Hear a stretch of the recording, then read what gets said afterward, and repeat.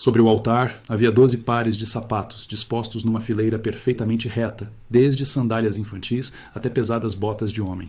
Era 25 de março de 1980, e na pequena igreja de madeira no coração da floresta do Tapajós reinava um silêncio absoluto. Os sapatos eram a única prova de que as 12 pessoas que haviam entrado ali para a vigília, 2 dias antes, realmente existiram. Ele se chamava João Cordeiro, tinha 35 anos, e era o padre do assentamento ribeirinho de Vila Sombria. Foi ele quem conduziu a vigília dominical, após a qual desapareceram 3 famílias, os Silva, os Oliveira e os Costa, todos conhecidos na região como aqueles do Cordeiro, os que haviam acreditado no fim do mundo de forma literal demais. Existem relatórios policiais cujo conteúdo nunca foi totalmente revelado. Escreva nos comentários sua cidade e a hora exata agora. O guarda florestal Tadeu Guedes encontrou a igreja na terça-feira de manhã. A porta, que o padre Cordeiro sempre fechava com um cadeado maciço, estava escancarada. Intrigado, ele entrou. O ar estava frio e pesado. Cheirava a velas consumidas e a sal. O interior estava vazio, mas impecavelmente limpo. Sobre o púlpito havia um caderno aberto. Dentro havia uma lista de 12 nomes e, ao lado de cada um, uma cruz vermelha cuidadosamente desenhada. Ao lado do caderno estava a chave da igreja. Foi essa chave que mais inquietou o guarda florestal. Era a única, e Cordeiro sempre a carregava consigo. Deixá-la na igreja aberta era como renunciar à sua autoridade, como fechar definitivamente um capítulo. Guedes chamou a polícia de Itaituba. O que os agentes descobriram no local mudou para sempre a percepção daquele pequeno assentamento, esquecido por Deus e pelos homens. Os 12 pares de sapatos no altar eram apenas o começo. Ao redor do altar havia um círculo perfeito de sal espalhado. Dentro dele, 12 velas brancas, cada uma consumida exatamente até a metade.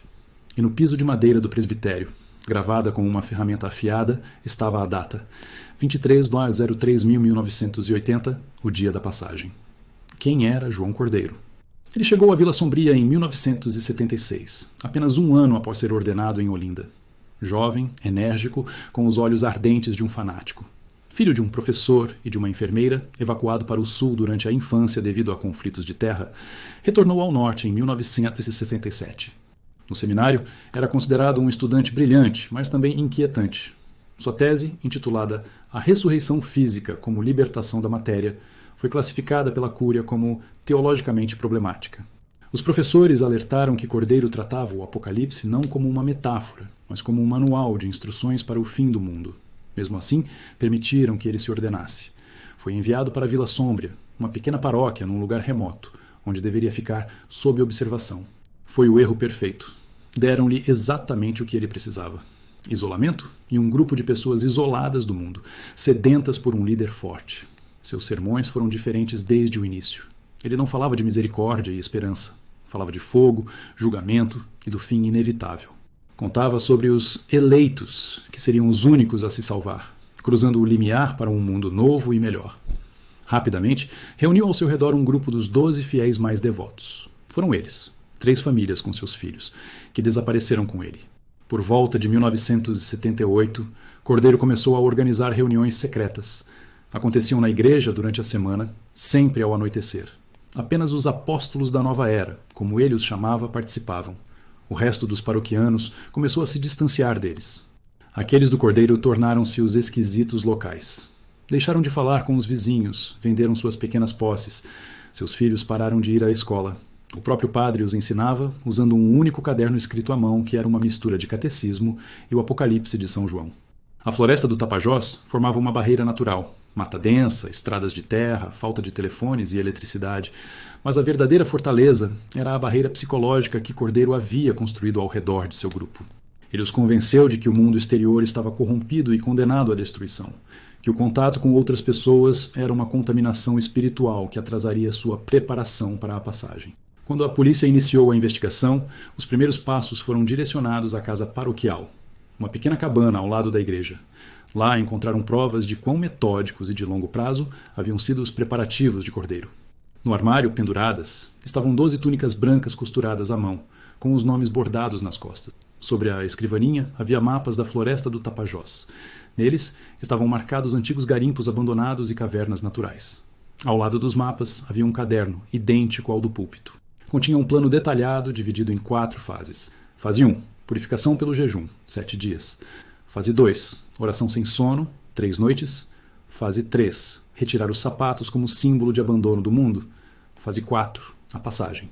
A palavra passagem não estava explicada em lugar nenhum, mas nas anotações pessoais de Cordeiro, encontradas na mesma gaveta, um motivo se repetia: a necessidade de abandonar o corpo, que é nossa prisão.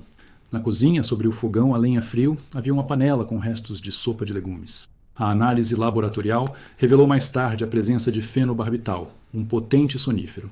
Na dose certa, provoca um coma profundo. Cordeiro não estava agindo no impulso. Ele estava executando um plano que criou ao longo de pelo menos 2 anos. Em fevereiro de 1980, vendeu seu único objeto de valor, um Fusca antigo. Ao vizinho que o comprou, disse que o carro não seria mais necessário. Uma semana antes de desaparecer, comprou na farmácia de Itaituba uma grande quantidade de ataduras e desinfetantes. Explicou à farmacêutica que estava se preparando para uma longa viagem. A polícia iniciou a maior operação de busca na história da região. Centenas de agentes, soldados do exército, cães farejadores e um helicóptero vasculharam a floresta do Tapajós por 2 semanas. Não encontraram nada. Nem corpos, nem vestígios de acampamento, nem objetos abandonados, exceto um. Em maio, 8 quilômetros a leste da igreja, um caçador encontrou um pedaço de pano branco preso no galho de uma sumaúma alta. Era um fragmento da túnica, com a letra K bordada. Pertencia a Kátia Silva, de 8 anos. Mas essa foi a única pista. O grupo de 12 pessoas e seu líder haviam desaparecido na mata densa, como se nunca tivessem existido. A imprensa local silenciou. Somente um mês depois, apareceu uma breve nota sobre um lamentável acidente. A Cúria de Olinda emitiu um comunicado distanciando-se de Cordeiro, chamando-o de profeta autoproclamado. O caso foi assumido pelo SNI, Serviço Nacional de Informações, e os arquivos foram classificados como secretos. Oficialmente, a investigação foi encerrada em 1982, devido à não localização dos autores nem das vítimas. A igreja em Vila Sombria foi fechada e dessacralizada. Ninguém mais queria rezar ali. O prédio começou a apodrecer, a ser tomado pelo musgo. Os locais o evitavam, especialmente ao anoitecer. Contavam que, às vezes, ouvia-se um canto suave vindo de dentro.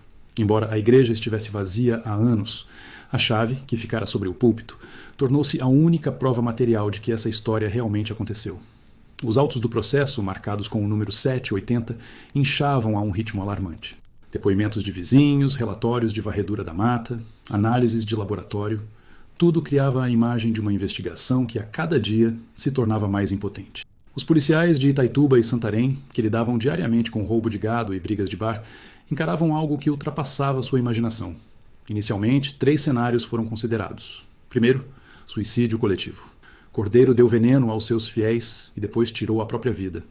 Mas onde estavam os corpos? A floresta amazônica é vasta, mas não é um buraco negro. 12 corpos, mesmo escondidos, teriam deixado algum rastro. Odor, atividade de animais, nada. Segundo cenário, assassinato. Alguém de fora assassinou todo o grupo. Mas o motivo? Cordeiro e seus seguidores não possuíam nada de valor. Eram pobres, isolados. Além disso, não havia sinais de luta. A igreja estava impecavelmente limpa, como se preparada para a visita de um bispo, não para um massacre. Terceiro cenário, o mais improvável, mas o único que se encaixava na falta de corpos, a fuga. Cordeiro organizou e executou a evacuação de todo o grupo. Mas para onde? No Brasil de 1980, não se podia esconder 13 pessoas a longo prazo.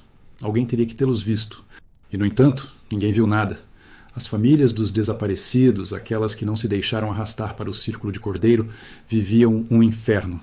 A mãe de Valdir Silva, um dos pais desaparecidos, foi ao posto policial em Itaituba todos os dias durante 1 mês. A idosa doente sentava-se num banco de madeira e esperava. Não chorava, não gritava. Apenas ficava sentada e olhava para os policiais com olhos vazios. Sua presença silenciosa era pior do que as acusações mais ruidosas. Os investigadores focaram no passado de João Cordeiro. Interrogaram seus colegas de seminário, seus antigos professores. Todos repetiam o mesmo. Devoto, inteligente, mas com uma perigosa obsessão pelo apocalipse. Um dos padres lembrou-se de uma conversa com Cordeiro pouco antes de sua ordenação. O jovem diácono supostamente disse: "A igreja teme a verdadeira fé. Teme aqueles que estão dispostos a seguir Cristo literalmente, até o fim. Mas eu não tenho medo." Um avanço pareceu ser o depoimento de Ana Costa, irmã da desaparecida Maria. Ela contou sobre a última conversa com a irmã, uma semana antes do sumiço. Maria estava estranhamente calma, até alegre. Disse que, em breve, todos os problemas acabariam. que, junto com a família, fariam uma viagem da qual não há retorno. Quando Ana perguntou para onde iam, ela apenas respondeu: para onde não há mais dor nem medo. O padre João preparou tudo. Ana tentou alertá-la, disse que Cordeiro era um charlatão. Maria apenas sorriu. Você não entende. Nós fomos escolhidos. É uma grande honra. No final, deu à irmã um pequeno crucifixo de madeira. Tome isto como lembrança. Para onde vamos não precisaremos mais dele. A chave que estava sobre o púlpito tornou-se a obsessão de um jovem sargento de Santarém, Wagner Neves. Algo não se encaixava. Estava limpa demais, colocada de forma simbólica demais. Não foi um simples descuido, era uma mensagem. Certa noite, uma semana após o início da investigação, Neves tomou uma decisão. Pegou as chaves da viatura e, sem informar seus superiores, dirigiu até Vila Sombria. Queria ver aquele lugar mais uma vez, sozinho, em silêncio. A noite na floresta do Tapajós era escura e densa. A igrejinha na clareira parecia um fantasma. O sargento Neves entrou, iluminando o caminho com sua lanterna. O ar ainda estava pesado, imóvel. O cheiro de sal e cera, embora mais fraco, ainda pairava. Ele parou em frente ao altar. O facho de luz de sua lanterna deslizou pelos bancos vazios, pelas imagens de santos cobertas de poeira, pelo púlpito, onde até recentemente a chave repousava.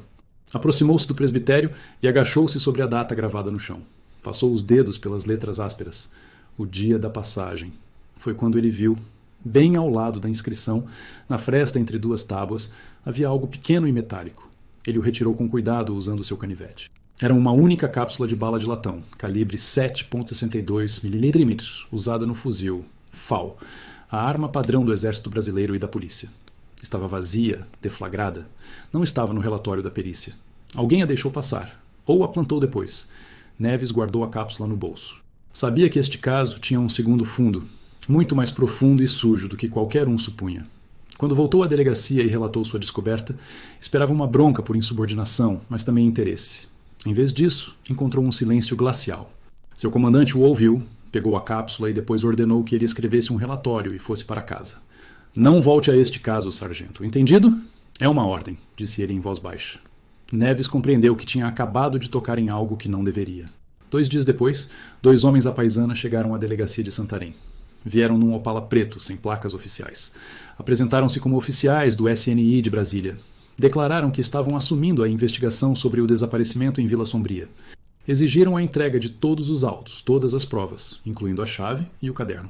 Os policiais locais não tiveram o que dizer.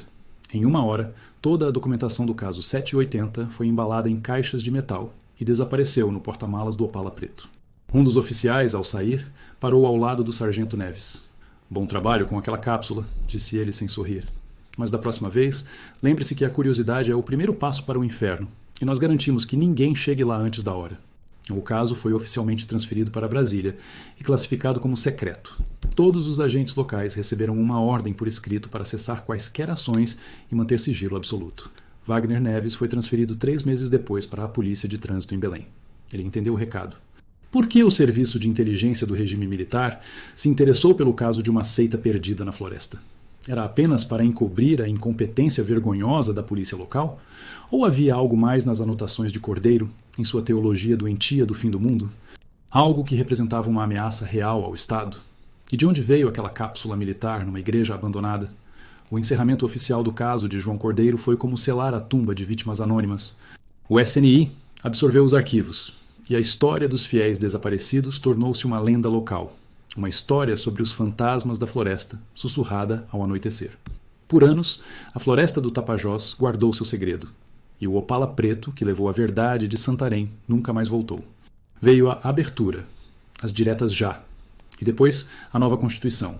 O Brasil mudou e, com ele, o acesso à verdade. No início dos anos 90, começou uma onda de abertura de arquivos. Jornalistas e historiadores mergulharam nos arquivos do SNI, procurando histórias de traição, resistência e crime. Mas o caso de Vila Sombria permanecia intocado. Repousava no Arquivo Nacional, etiquetado como ultra-secreto, mesmo após a mudança de regime. Foi somente em 1998 que Pedro Soares, um ex-promotor da era militar, que após a redemocratização se dedicou a investigar crimes não resolvidos do antigo regime, interessou-se pelo caso. Ele encontrou o nome do sargento Wagner Neves no antigo relatório disciplinar. O motivo oficial da transferência de Neves para a Polícia de Trânsito em Belém foi conduzir ações operacionais sem o consentimento de um superior. Soares sabia o que isso significava. Era a linguagem padrão usada para silenciar agentes curiosos demais. Encontrar Neves levou vários meses. Ele já estava aposentado, morando numa pequena casa perto de Castanhal. No início não quis falar. Há portas que é melhor não abrir, mesmo depois de 20 anos, disse ele.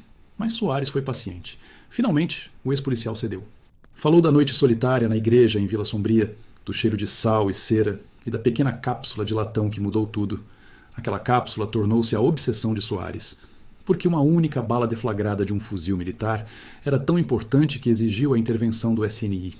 Ele começou a cavar nos arquivos militares. O que descobriu lançou uma luz completamente nova sobre o dia da passagem. Em março de 1980, exatamente na semana em que o grupo de Cordeiro desapareceu, na área da Floresta do Tapajós, no setor que incluía os arredores de Vila Sombria, ocorriam exercícios secretos de uma unidade especial do Exército Brasileiro.